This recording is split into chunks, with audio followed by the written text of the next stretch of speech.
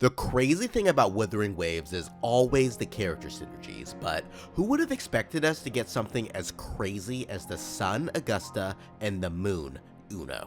We've had characters like Jinxi and Changli, Carlotta and Zani and Rochi and Brand, but when it comes to actual gameplay, they're just incompatible.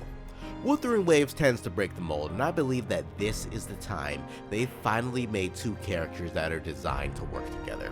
My name is VoidEnigma, and today I'll be discussing the duo characters Augusta and Iuno, and how this may change how we see upcoming resonators. Do we want two perfect units to come at once, or maybe the delay is actually helping us save up? We've got a lot to discuss, so let's not wait lunar cycles. Make sure to light up that subscribe button in a sun flare blaze, and let's dive right into the video. Are you a fan of characters who were made for one another? Let's take a moment to appreciate the design of both Augusta and Iuno. It's phenomenal to think that Augusta went from being a backstreet child to the F4 of Septimont, and while we don't quite know Iuno's upbringing, I'm sure it's going to be a turning point in the new story. Augusta is vibrant and blazing, with the might of 1,000 swords orbiting around her. She is quite literally the sun. Meanwhile, Iuno is the opposite. Majestic and free, drifting on her crescent saucer before hopping into the air and rain down bolts from the moon.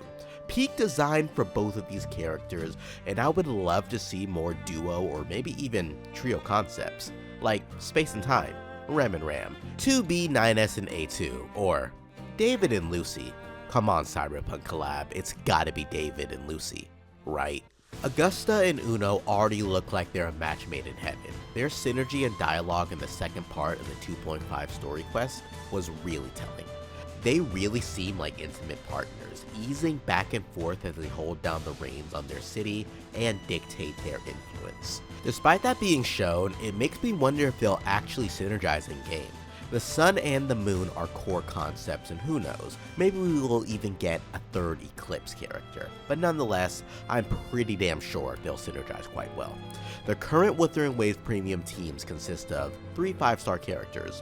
One such example is the recent Mono Fusion team, featuring Changli, Brant, and Lupa. They all came out at different times, but they're the standing best team for Fusion. With the release of Augusta soon and Iuno coming in 3 weeks, you already have 2 out of 3 units for the next premium team. Although, Shorekeeper is always a good third, so you can maybe save your asteroids on not getting that third unit. Nonetheless, this isn't the first time they've released synergistic characters back to back. The same happened with Chacona and Cardathea, and we just kinda had to deal with it, right? It's just the name of the game, and that's the point, but maybe we'll enter into the territory of character dependency.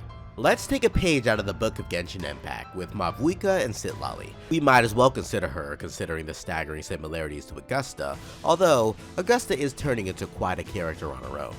Mavuika and Citlali are so infamous that they've taken the spot in every speed run in Genshin by a large margin.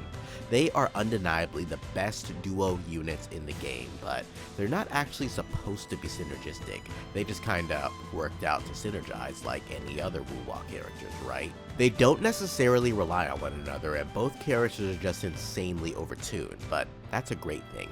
Augusta isn't overtuned. She's strong and flexible and even pairs smoothly with a 4-star character like Mortefi. That means she's not tied to Iuno at all, even if she ends up being her best in slot partner.